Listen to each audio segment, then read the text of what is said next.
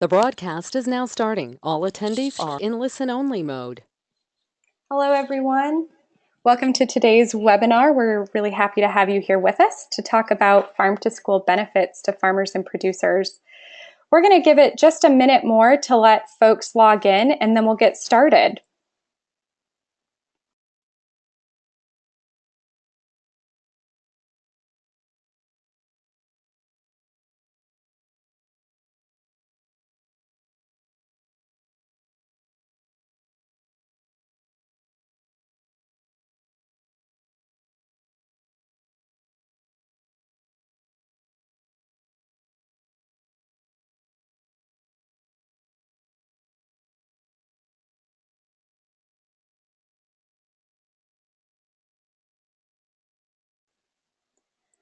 Hello, everyone. Welcome to today's webinar on farm-to-school benefits to farmers and producers.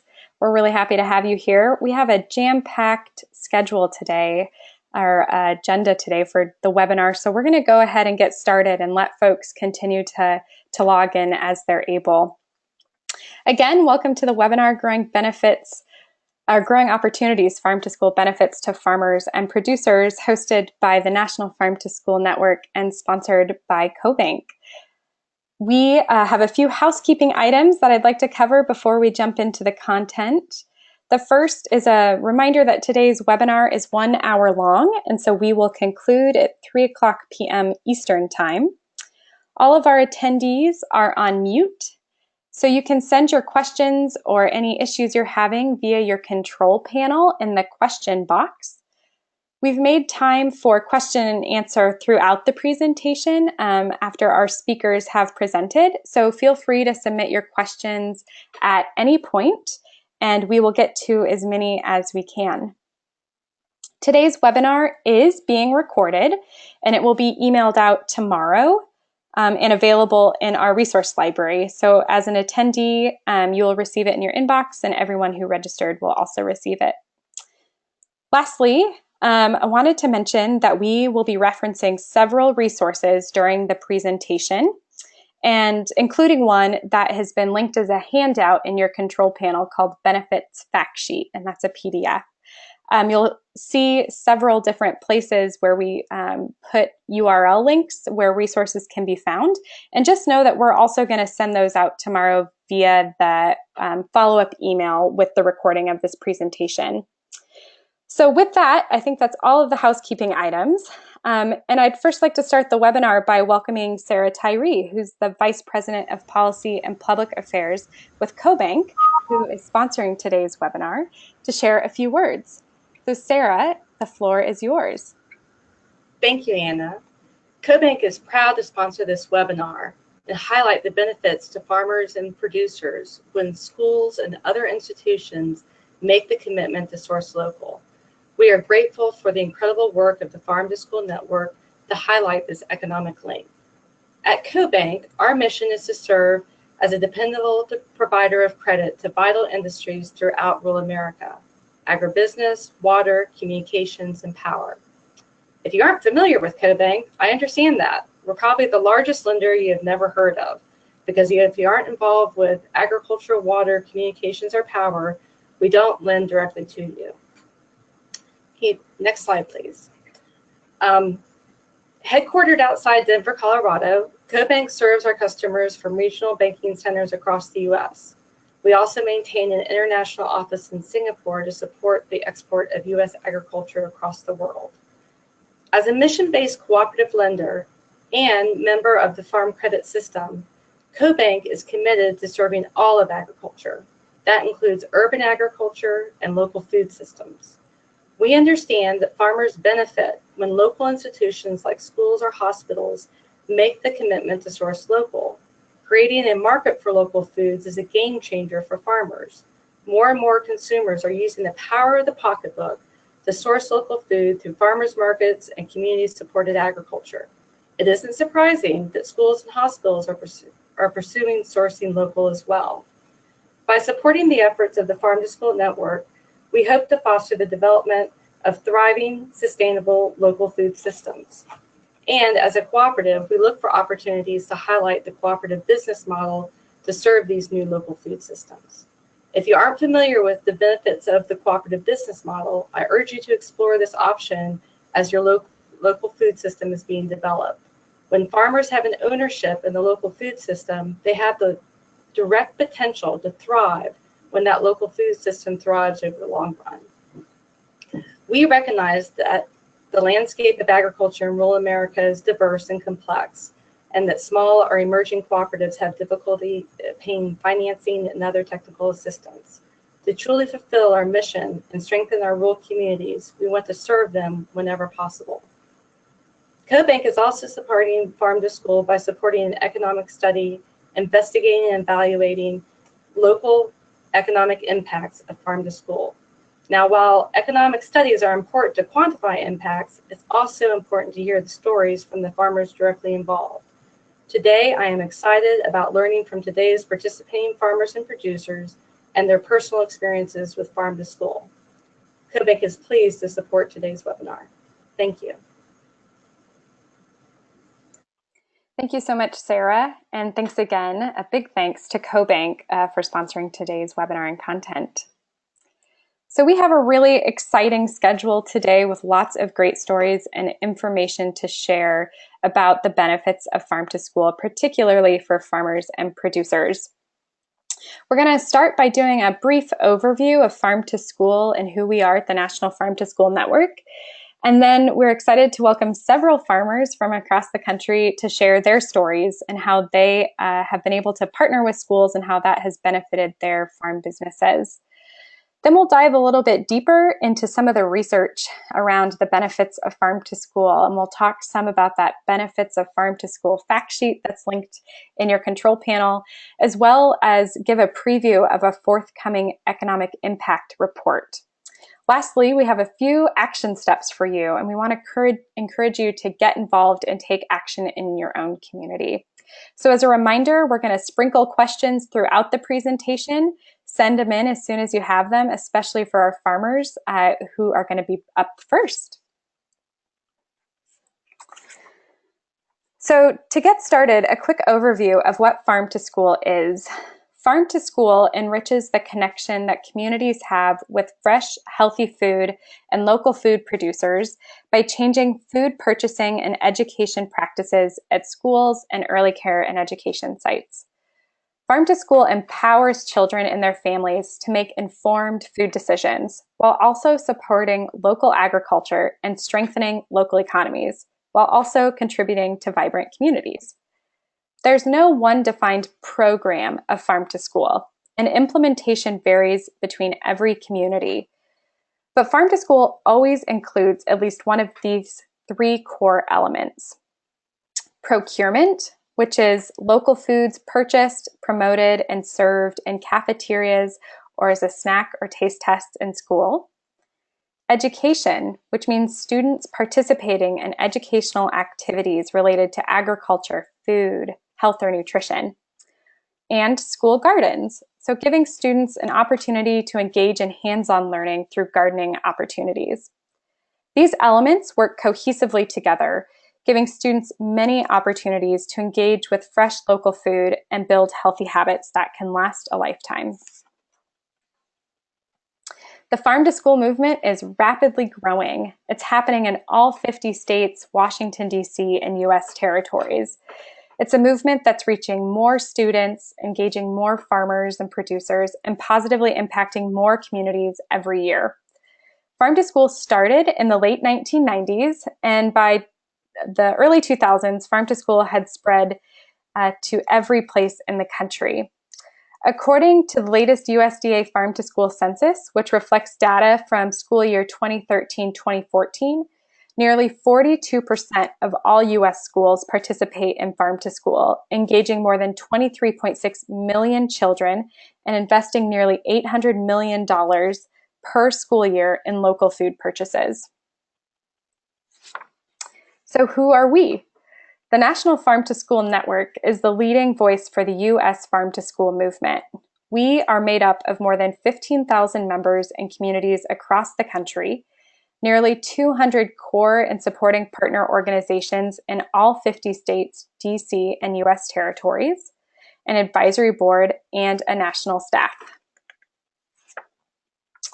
Our core functions are to be an information, advocacy, and networking hub for communities working to bring farm to school to every community. So what that means is we connect people to people, people to resources, and people to policy. It's our mission to increase access to local food and nutrition education to improve children's health, strengthen family farms, and cultivate vibrant communities. And today's webinar is part of that. It's part of that work to provide information and resources about farm to school and its benefits to a wide range of stakeholders, and to grow interest and support and engagement in these activities. So thank you for being here with us today and being part of that work. To dive into today's topic of benefits of farm to school to farmers and producers, we are really excited to have three fantastic farmers with us who have generously offered their time to share their stories. Each of them works with schools in their community in a different way, experiencing different benefits and opportunities through these partnerships. Becca, Eric, and John will each have about 7 minutes to tell their story, followed by a few minutes each for Q&A. So don't forget to use that chat box to send in your questions as you think of them. So to get started, we will welcome Becca Carlson from Seeds Farm in Northfield, Minnesota. Hi there. Thanks for having me on this webinar. I have been a part of the Farm to School program for 2 years, and it has been a wonderful experience. I've really enjoyed being a part of it. To back up, I started farming 8 years ago. First off, can you all hear me all right? We can hear you. All right. I started farming 8 years ago, and the reason I started farming was because I was really getting passionate about environmental issues, and soon realized the more I studied the environment during college, I soon realized that the biggest way we interact with our environment is through agriculture. We all have to eat, and all of our food has to be grown somehow. And it can either be grown in positive or negative ways to our environment. Soon after that, I realized I also had a passion for working out in the sun, in the rain, working with my body, being an entrepreneur, and eating healthy food and all that came along with farming. We started as a CSA on just 1 acre of land, and we have since grown to 7 acres. However, our CSA, we ended last year. We made the switch in our 8th growing season from CSA exclusively to wholesale. And the Farm to School program has helped us make that switch. The CSA was a great way for us to build our business and to learn how to farm, but we are now very happy where we're at with our wholesale. So we're located in Northfield, Minnesota, which is just an hour south of the Twin Cities. We are in growing zone 4A, if that means anything to you, and we grow a wide range of vegetables from broccoli and cucumbers and winter squash and summer squash and tomatoes and peppers and everything in between. For this year, we are supplying the Minneapolis Public School District with butternut squash, delicata squash, and cucumbers. When I started, I first pursued the Farm to School program because it really aligns with our values. It is so exciting to be able to feed healthy and nutritious food to our next generation. I also feel that one barrier to kids eating healthy foods is trying it for the first time. A lot of kids will not go out and try kohlrabi on their own, especially if their parents aren't the type that will go out and try kohlrabi on their own. And working with the public schools and the chefs that they work with, they really find ways to make these vegetables taste exciting and delicious. And I think that's really important for an important part of education in our schools. Let's see. So 2 years ago, I attended the winter pre-bid meeting, and it has been I would say a thoughtfully rigorous process to be included in the Farm to School program. each have to bid on what crops and at what price and quantity we are able to provide. And then those bids get selected, and we don't learn until March or April when the bids are awarded. And then we grow them out and we deliver them to a separate food distributor. For us, it's H. Brooks, and that is where they will wash the vegetables, slice and dice, and then deliver it to the Culinary Center, which is a centralized location. There they make the food and then distribute it to their partnering schools. It was really neat. Just last week, we got a chance to try these vegetables because the Minneapolis Public School District hosted a community barbecue where they highlighted a lot of the dishes that they share, that they serve in their schools. And there were lots of participating farms present. There were lots of fun activities. Families were invited, families of the kids who attend these schools, and it was a really fun event. So in addition to really aligning with our mission as farmers, we've also benefited from being a part of the Farm to School program. One thing that is that the Farm to School program is a leader in is working with farmers to establish food safety plans. Now, a lot of my other wholesale customers do not require a food safety plan. They just take my word that I am, for better or for worse, they take my word that I'm growing safe food that they feel comfortable serving to their customers. The Farm to School program, obviously, they're serving thousands of people with different levels of immunity, and they take food safety very seriously. And they have worked with me, provided trainings, they provide on-farm consultation to help us really develop a sound food safety plan that both I and they feel good about. That is something that's important to us, even if it weren't required for the Farm to School program, but being encouraged to actually write it down and follow it through and through has opened a lot of new doors for us as we've been growing our business.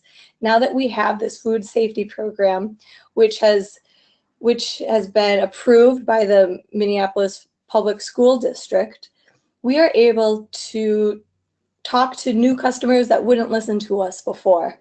So I've been very thankful for their support in building this part of my business. Another benefit from being a part of the Farm to School program is that a couple of different times they provided references for grants that we've applied for and received. And being a part of the Farm to School program adds, some sincerity and some clout behind our name. So we've been appreciative of their support back to us in forms of writing references. We have not hosted any students specifically from the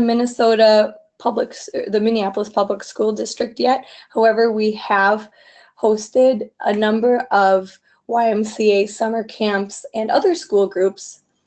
Like I said, we are an hour away, so that is one barrier, just getting the kids to the farm. But we are always willing and eager if any kids do want to come down or individual classrooms want to come down. And we've also gone into classrooms as well to talk with kids about what it is like growing food.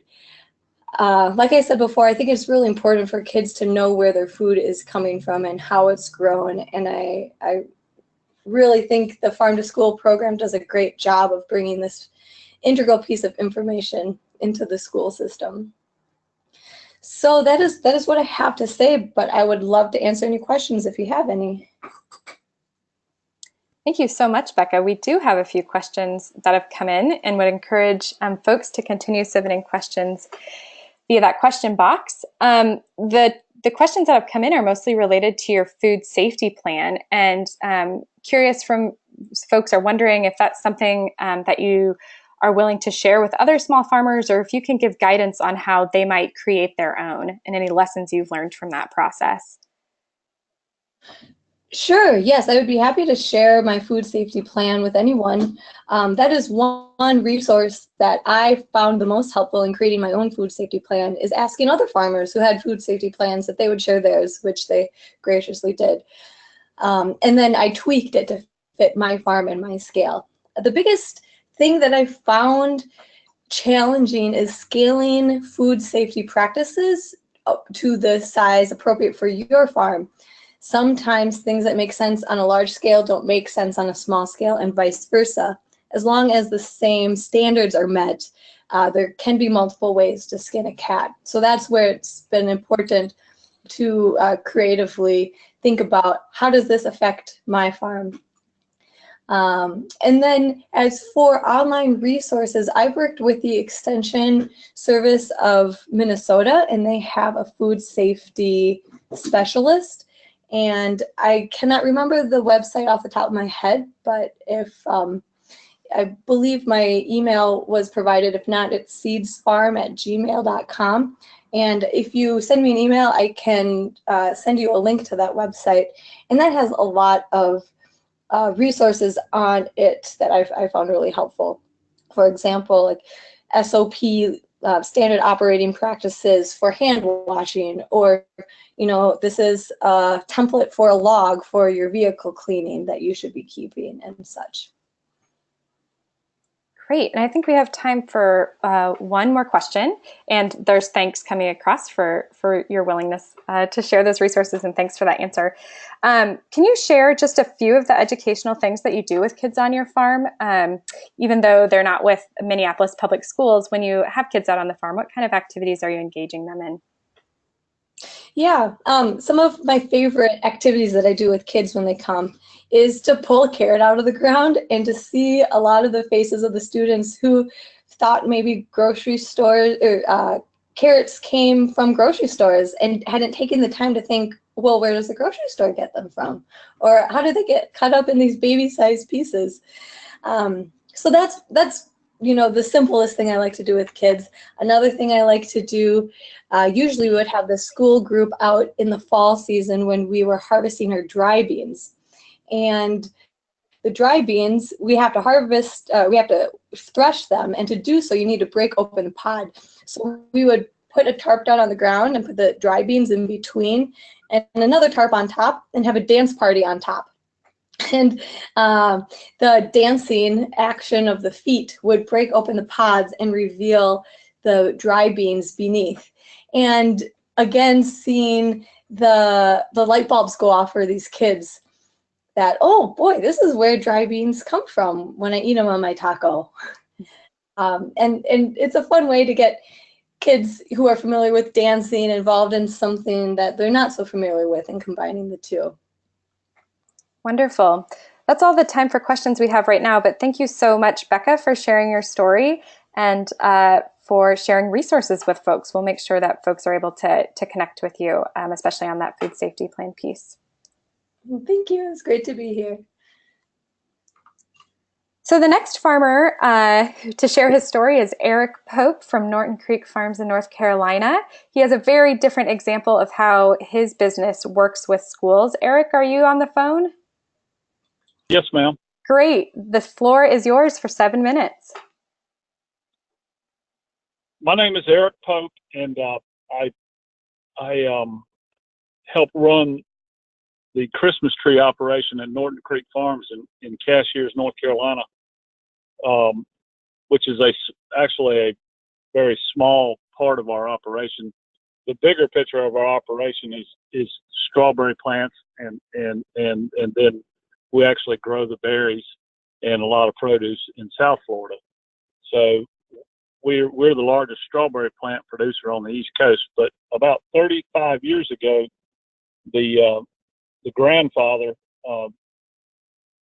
James Moss, and his son Wayne planted Christmas trees, and that's how they started this business that has just grown into something much larger.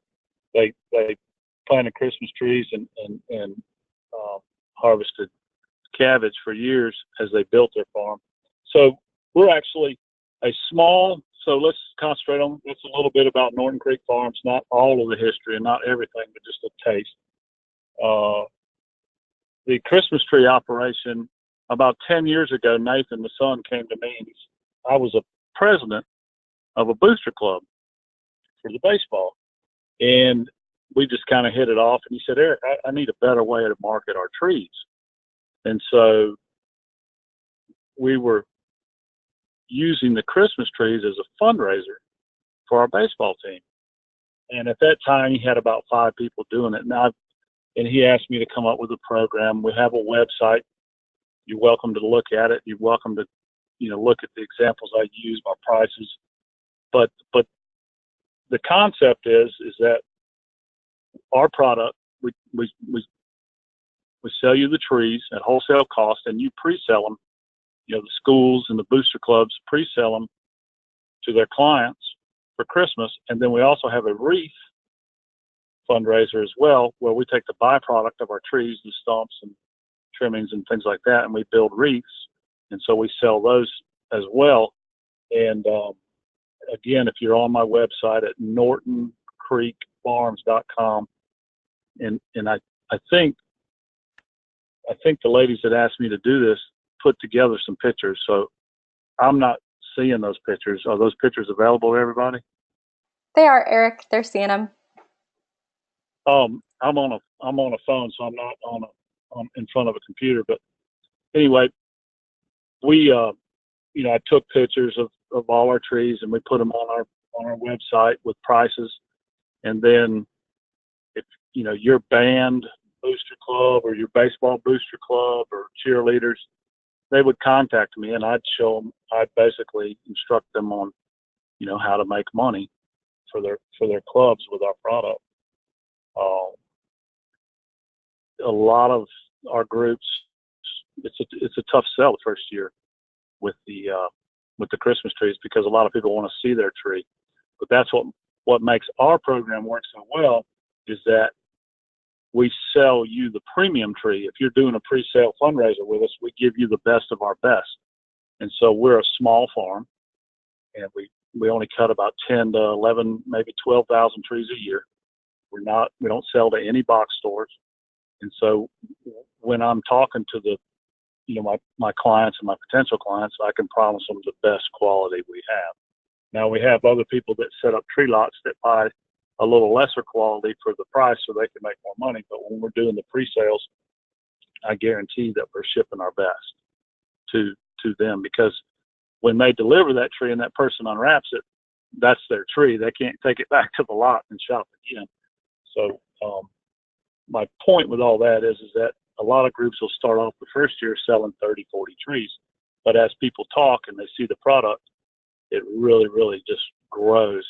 And to take, for instance, I've got a club that signed on with me 3 years ago. They sold 30 trees and 65 wreaths the first year. Last year, their third year, they sold 150 trees and 400 wreaths. So our product, just speaks for itself. And that goes back into the management practices from the old days on the farm of just growing, the best trees that it could grow. And we grade high, so we deliver more than, if you buy a 6-foot tree, you're going to get more like a 6.5 to a 7, good full, it's not going to be just a 6-foot tree. So we grade high. And that's how we, built our business and taken our product instead of having to go out and shop for business. I've grown it that way. And now my network of coaches and booster club presidents and parents has grown so much that the word just travels around. I probably could take the website down and never have to advertise again, just because of, the word of mouth business. So that's how we take our product from the mountains and get it out there to help it's not directly helping the school, but it's helping that more so athletic programs in the schools. We do some church groups, and we have some missionary things that call in that want to raise funds for certain things. We had some people call in. I did one last year where they family wanted to adopt a child, and a bunch of families got together and sold Christmas trees and wreaths and raised $5,000 for them. So, there's just a lot of good things that happen from this. We figured that everybody most everybody's in the Christmas spirit, and they're going to either want a tree or a wreath. So we're giving you something they're going to buy anyway, instead of something they might re-gift or never use. With a lot of these fundraisers. Great. Did I cut you off? I don't know. Does that kind of tell you a little bit about us? Yeah, Eric, appreciate that. And we'll give it a moment for folks who have any questions. I think you give such an interesting example to how schools can partner with local farm businesses like yours, which is specifically related to a tree product and to greenery products. And so I'm wondering if you can just share a little bit more about what makes schools a really ideal partner for your business and how that's been successful for you by working with schools and different organizations within schools. I think it really works well because for certain groups in the schools, they're not in their season. Like for instance, in Georgia, baseball takes place in the spring, so they need to raise money in the fall. And certain other sports, need to raise money that time of year when they're not busy with their actual events. And with the school system, it really kind of grows because it's just a great network of parents and teachers and administration. And once your administration gets behind it, usually for some of my good schools, I'll throw in a treat so they can put it in their, if they want to set one up in the school, and we do some of that where we donate to, certain, donate a tree here and there if I get asked to, to a church or something like that to help out. But I think the schools, just dealing with you're guaranteed your money, number one, with the way we're doing it, because they're collecting all their money up front. So they don't have to front any money. By them doing the pre-sale, they've already collected their money. So we just get paid when we've delivered, and I've never, ever had a problem collecting money, which is, it's key to business. Money makes it all flow. Mm-hmm. But I think I don't know if I answered your question correctly, but just the overall experience with the schools and, all those good people, it's not like you've got somebody that wants to. I do not like selling trees to people with tree lots that ask for credit, because it just, a lot of times it doesn't work out. So we've got a little niche business. If you Google, I never thought I'd be 1 or 2 on Google, but I think I'm number 1 or number 2 if you Google Christmas tree fundraisers on the search engine. Great. And we will share that out. That's all the time that we have for your section, Eric, but thanks so much for sharing with us. And any other questions that come in, we'll be sure to pass along to you. Thanks again. Oh, yes, ma'am. Yeah, I'll be glad to answer any questions. Great. All right. So for our next farmer, another different example of farm to school benefits for farmers and how farmers are connecting with schools and communities is John Turner from Wild Roots Farm, Vermont in Bristol, Vermont. John is actually the recipient of one of our Innovation Fund Awards, which is sponsored by Farm Credit, and is an award that we give out every year, and this year is focused on farmers. So John is one of the farmers that we are recognizing with our Innovation Fund Award, and we're thrilled to have him on to share some of his examples of working with schools in his community. Great, thank you. I really appreciate this opportunity to share our experience working with Farm to School, and really admire the work that's being done around the country. So we actually have 2 sites. We have a 2.5-acre forest farm and a 10.5-acre homestead that we've been developing for the last 1.5 years. We utilize regenerative agricultural practices and ecological design as educational opportunities for community members at various levels. I never really anticipated on becoming a farmer, but back 8 years ago, my wife and I, we had our first little garden plot, and it entirely changed my life for a number of reasons. But one of the main reasons is at that time I had just been discharged from the service after serving 3 deployments with the Marines, twice to Iraq and once to Haiti. And what I noticed almost instantly was that as I put my hands into the soil and put my feet in the soil, that there was this unearthing of this really deeply rooted connection to agriculture that I hadn't known existed. And from there, our garden plots doubled in size, so we have the 2.5 and the 10.5 acre sites now. And in the last 4 years, we've had the great pleasure of working with several hundred community members, students, college students, primarily a lot of veterans, and now the K through 12 community, which has been really fabulous. And we farm differently. Most people consider agriculture as being large monoculture fields and cow lots in Vermont, and by the time they leave our farm, they have this broader perspective of what it means to produce yields and to have diverse food systems that are resilient to the effects of climate change.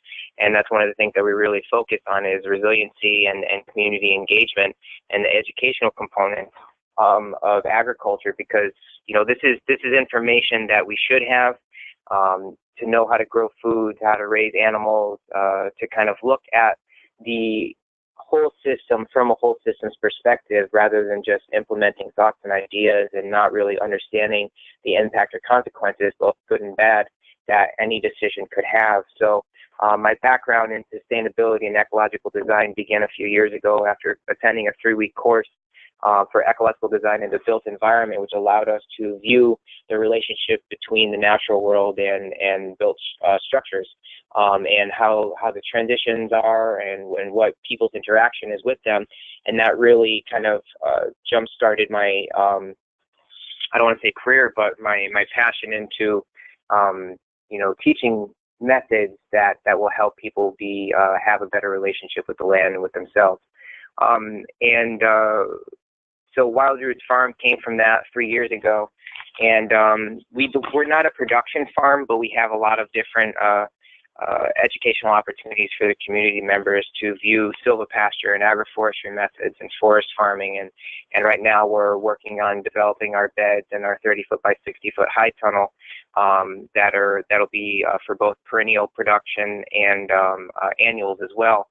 And this last year we ran, I believe, 7 or 8 workshops, everything from mushroom cultivation to pasture management and livestock integration. We just finished our last 2 workshops of the season, and this Saturday we have our second annual hoedown, and we're also hosting the NOFA, Vermont, the Northeastern Organic Farmers Association of Vermont's last pizza social this year, and we'll be utilizing our cod pizza oven that we built with a class back in the springtime.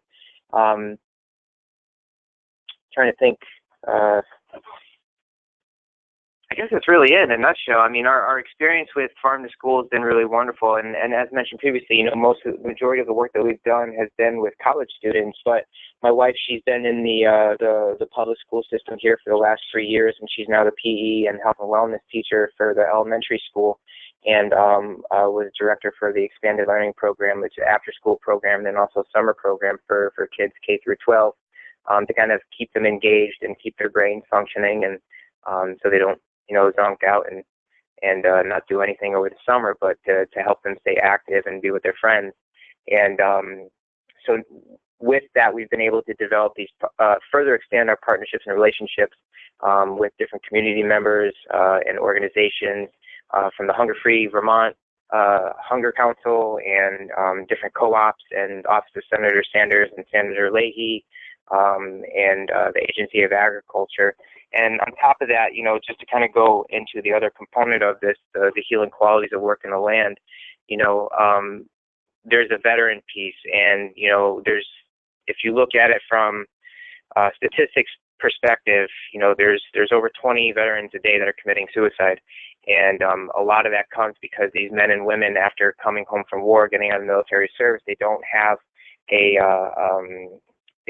mission as well as they did when they were in the service or over in combat, and they don't understand their worth and their value anymore. And I've had a number of friends over the last couple of years, end their own lives, and it's a shame because this is too frequent of circumstance that we find ourselves in. And so if we can get vets out to the farm and help them be empowered, through agriculture, through a new form of community service, then the better off we're going to be. These men and these women, they're looking for ways to improve the quality of their lives, and having agriculture, understanding firsthand what agriculture has done for me, I know that it makes a difference. And I ended up founding the Vermont chapter of the Farmer Veteran Coalition, which is a couple years ago, and stepped down from director and chair so I can focus more on our farm in K through 12, but still act as a consultant for veterans in the area who are interested in agriculture. But the nonprofit itself is a national organization that's worked with over 11,000 veterans around the country over the last 10 years, and have had a profound impact on their lives and the quality of their lives by providing them with opportunities to engage with the landscape to whatever capacity that looks like. So we continue that work, have focused more on, K through 12 and college students over the last year and a half, but, as mentioned, still do work with vets so that way they can walk a similar path and reintegrate back into the communities from in a healthy way. So I think that's it in a nutshell, but thank you. I really appreciate the opportunity to share experience.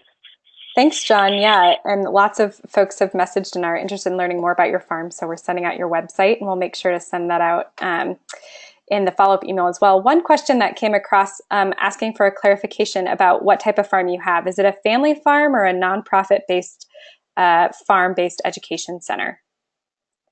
We're not a nonprofit. I've gone back and forth as to whether or not I wanted to turn it into a nonprofit, but having to wear another hat in this lifetime at this current moment would be a little bit of a pain in the butt. But it's what we are an actual LLC, but we don't have revenue coming in from production. I mean, we sell to some restaurants and to our friends who are interested, but we're not specifically a production farm. We have other means of income. And I know some people might say, well, then you're just a glorified homesteader, and I don't disagree with that statement, because this isn't how we make our living. But the work that I do, and because of my time in service, allows me to continue to donate my time on our glorified homestead for our community members, and because that's what's important to me, and I have no problem volunteering my time in order to do so. But we have been looking for kind of a fiscal agent. We have a few people who line up, who our missions are very similar. So that's one thing that we're going to be really considering over the next couple of months is the direction of the actual farm itself. If it is going to become a 501c3 or just stay as an LLC with a fiscal agent. Great. Thanks so much, John. And again, hearing from lots of folks that they appreciate your work and appreciated hearing your story. So thanks so much for being on with us and for your example of really inspiring communities to get involved in agriculture. Yeah, thank you. I appreciate your help and your assistance with the grant as well. It's just really amazing, and people are always willing to help, and I figured this is the least I can do for my community. Yep. Thanks so much, John. Appreciate it. Yeah, thank you.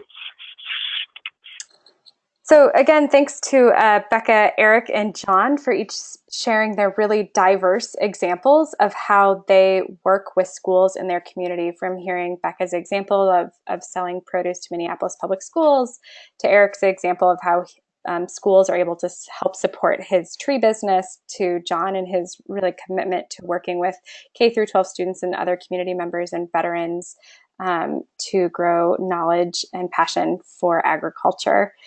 So now that we've heard some stories, some fabulous stories from the farmers, we want to dig in a bit more to what we call the triple win of Farm to School, that kids win, farmers win, and communities win.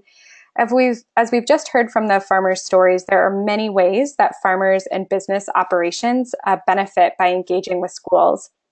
We also know that kids benefit. For example, they eat more fruits and vegetables when they learn where they come from. They learn how different agricultural products grow. And I'm sure if we talk to these farmers, they know some young adults who've been shown interest in farming and who are interested in becoming farmers themselves now.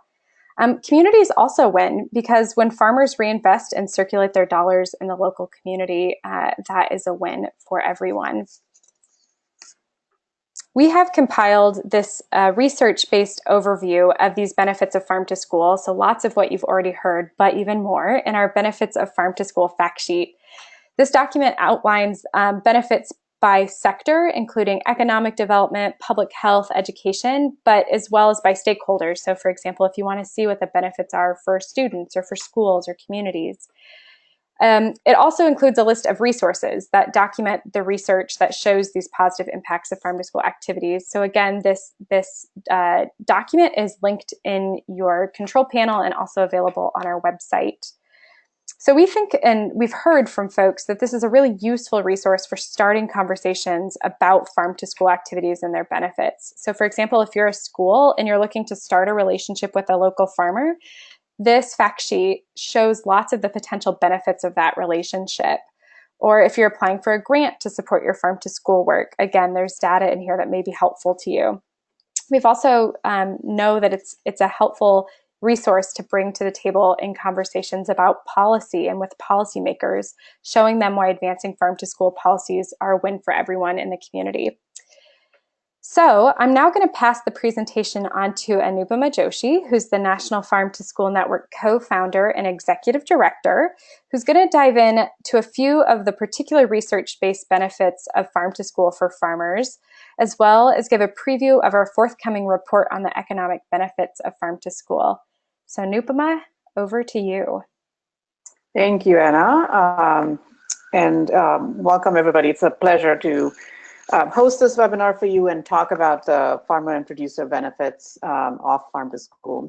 So as Anna mentioned, the benefits of farm to school fact sheet that the National Farm to School Network has developed includes data on the benefits for various sectors and stakeholders. And so you can certainly take a look at that. I would highly encourage you to do that.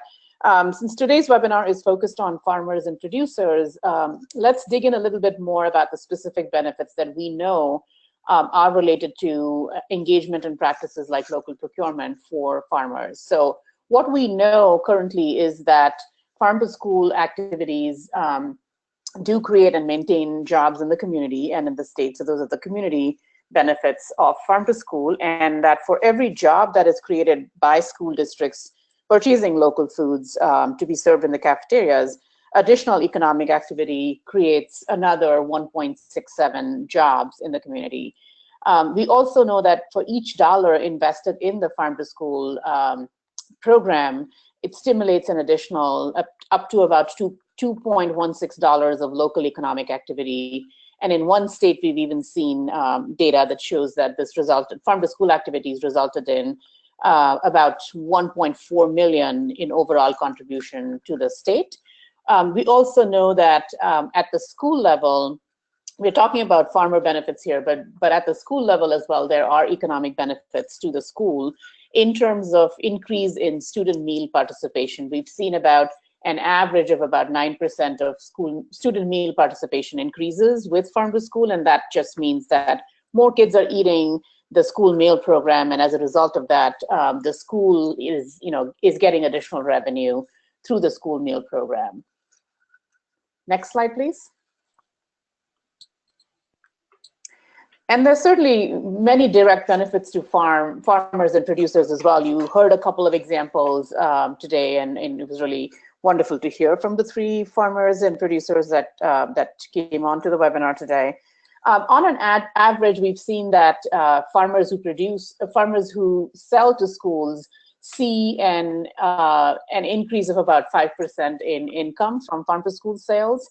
We also know that as farm to school, as the relationship between the farmer and the school matures and develops, there are certainly other opportunities for increase in sales as well. So for example, kids go from school and have tasted a particular product from a particular farm and go back home and talk to their parents about this particular farmer that sells at the farmer's market. So it's again, getting families to know that local product is available at farmers markets perhaps, and developing those relationships for farmers with not just the students at schools, but also their parents and their, and the larger community as well. John from Vermont just mentioned that he has been able to access a whole lot of nonprofit relationships and a lot of other relationships in his state due to the farm to school relationships that he has had. And then we also know that farm to school activities certainly have supported and have the potential for supporting the establishment of new grower collaboratives or cooperatives to supply larger institutional markets. Many farmers, do not have the volume to sell to a large school districts, and so if they are coming together to establish a grower collaborative or a cooperative, then it makes a lot more sense. Becca, our farmer from Minneapolis area, also mentioned that she benefited from developing a food safety plan because of the relationship with the school district, with the school district buying from the farm. And so I think those are income benefits for sure, but there are also allied benefits that we certainly don't want to lose sight of that we wanted to mention today, and we know are happening, as we've seen from today's examples. Next slide, please. So one of the things that the National Farm to School Network is currently in the process of is that we in collaboration with the food systems team at Colorado State University and with support from CoBank and AgriBank, invested time and effort in doing an economic impact analysis for farm to school, and we are going to be releasing a report in the next couple of weeks' time, so stay tuned for that.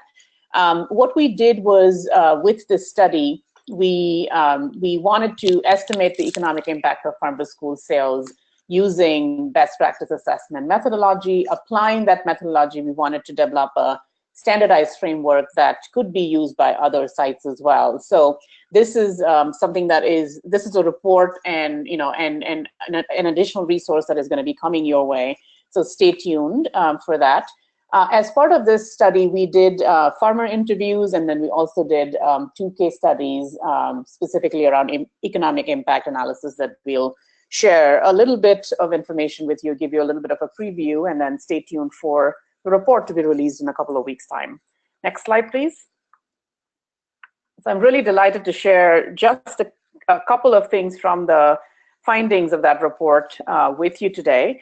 When we did our farmer interviews, what we found was that farmers were motivated to sell to schools for a variety of reasons. Obviously, providing a market and increased revenue opportunities, but also, as you've heard today, the opportunity to educate youth, the opportunity to potentially connect with an intermediary or a distributor or a food hub that can then sell their product to the schools. So there's a lot of different ways that farmers can connect with schools. And the farmers that we interviewed for the study were mostly generally satisfied or very satisfied with the logistics of delivery and the requirements that schools had for them, the prices that they were getting, the payment schedules that they were getting from the schools, and the time commitment it was taking for them to make that sale happen.